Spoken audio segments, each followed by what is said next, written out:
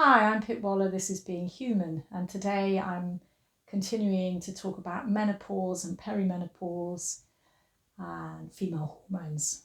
So perimenopause, this could be any time, 30s, early 40s onwards, is when your period, you just notice some changes in your hormones. You think, actually it might even be that you notice I'm now getting more premenstrual symptoms, or my periods are a little bit irregular, or they're just not quite what they were, and moods are changing. This is possibly early perimenopause. I mean, there are other ways to look at it as well. When you get into full-on perimenopause, it also includes that your periods start to become really probably quite irregular, or maybe much heavier, or maybe sometimes heavier. Sometimes they become like much more they're irregular because they're too often, maybe almost one period after another without much pause, or even a continuous amount of bleeding.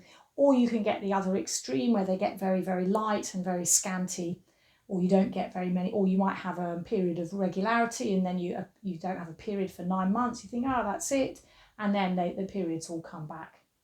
So it can go on. It can go on for quite a lot of years, the perimenopause. So let's just think about hormones in general, how to keep the hormones happy, and think about having balanced hormones. This might also be, not just for perimenopause, but any time.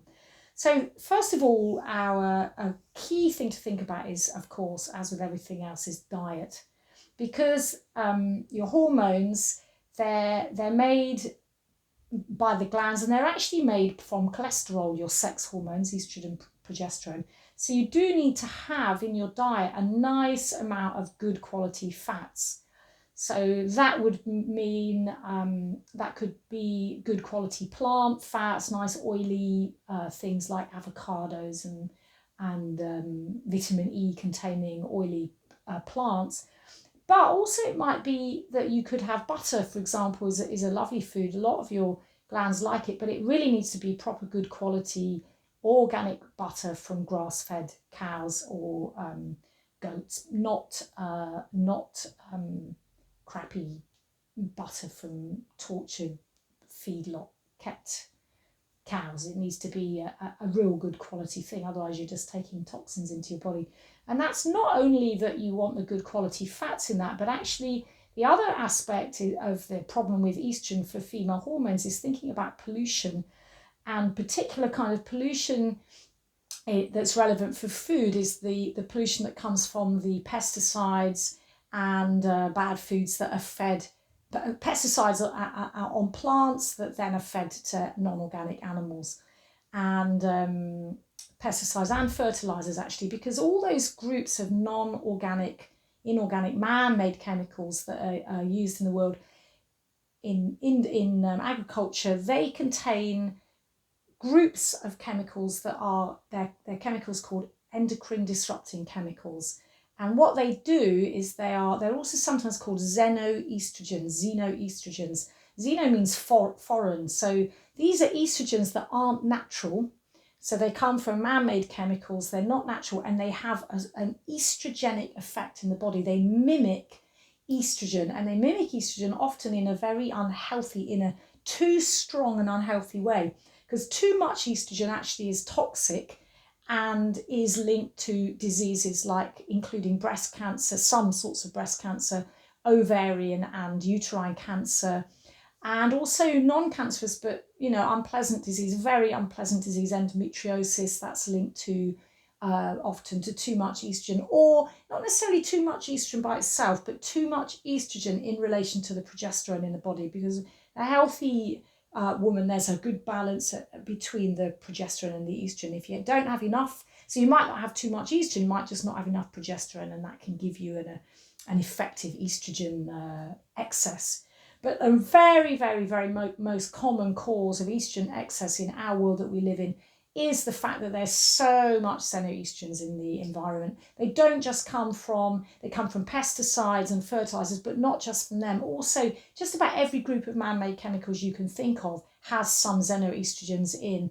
And these are things that actually they'll break down, they'll biodegrade or break down in the environment as far as estrogen or a xenoestrogen, an estrogen type substance. That means a substance that will react to your estrogen receptors in your body, have an estrogenic effect in not just human bodies, but all animal bodies, including aquatic animals. It's actually having quite an effect on the reproductive lives of water animals. This is worldwide as well as in us, but I'm going to try and stick to the subject and talk about people. So yeah, flame retardants on sofas, new furniture, on toys, all kinds of any man-made group of chemicals you can think of, cleaning things that are in your cleaning products, they contain xenoestrogens. So this is a big and it's a growing problem, because sometimes because these things have a very long, they don't break down easily in the environment, so they're actually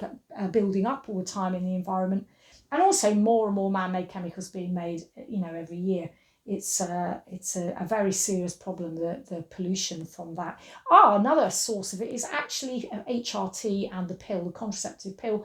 These are, huge amounts of women, billions, probably, I don't know billions, but multi-millions are taking HRT and a contraceptive pill worldwide, and these hormones are building up in the waters of the world, and giving us all a higher dose of hormones than we would otherwise have. So there's not necessarily a lot we can do about that in terms of what's going on in the world, apart from obviously campaign about it. But we can make our own personal choices, and that means to eat entirely organic, because then you're not going to be taking in, not only you're not taking in food that's full of all sorts of endocrine disrupting chemicals, but you're also not contributing to the whole project of the whole process of poisoning the world. I realise not everybody can afford to eat organic, and not everybody's even got access to organic. And then there's another problem, which is another source of xenoestrogens is in plastics. So plastics often have these xenoestrogens in. So when you're buying food, it might be that you're better actually to buy local food that's in a paper bag that isn't organic, than food that's come from a long way away that's all wrapped in plastic. It's a tricky issue, but you do what you can to make sure what you're taking in is minimal, particularly dairy and animal products. Any kind of animal food products, those are particularly important to make sure that they're organic, because the toxic endocrine disrupting chemicals that affect us, they've also affected an animal, and they'll be in the milk of an animal or the flesh of an animal, and if you take that into yourself, you're going to be giving yourself a bit of a problem. Not only that, but actually a diet that's much higher in fibre and lower in animal products is generally better for keeping your hormones balanced. So high fibre, lots of that means loads and loads of vegetables, and don't go crazy with carbs either. Keep them onto non-processed, so brown rice rather than white, and so on. And not too big an amount of carbs, but plenty of vegetables and plenty of protein, not too much animal protein. There's always nuts, beans, etc., and go as organic as you possibly can. Yeah, what else am I going to say? Oh, okay. Well, there's a whole thing to do with your adrenal gland, but I think I better do that as a separate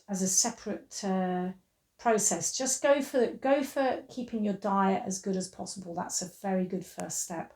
That was it. Sugar, absolutely terrible for your hormones.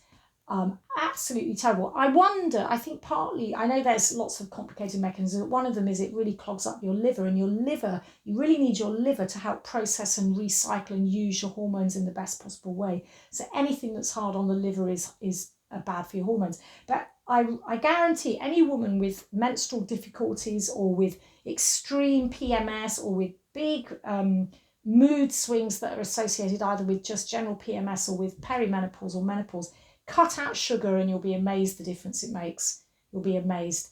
Many women with extreme menstrual ups and downs, if they completely eliminate sugar, find within a couple of months things are much, much more level.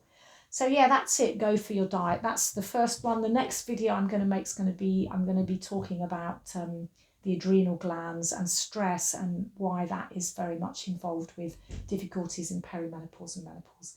Thanks for listening. I'm Pip Waller. This is Being Human.